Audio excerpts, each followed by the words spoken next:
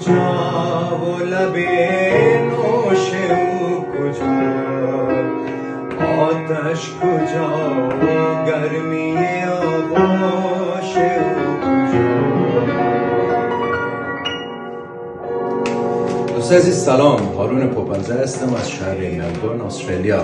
آهنگی را که در بک‌گراند شنیدین یکی از آهنگای ناب نجم جان نوابی است و من شخصا یکی از علاقه‌مندای خاص نجم جان نوابی هستم و خواستم با شما هم اطلاع رسانی کرده باشم که در تاریخ 29 سپتامبر کنسرت ایشان در شهر زیبای ملبورن هست و شما رو اونجا میبینم. من هم میایم، حتما بیاین با هم پذیرایی از ایشان میکنیم.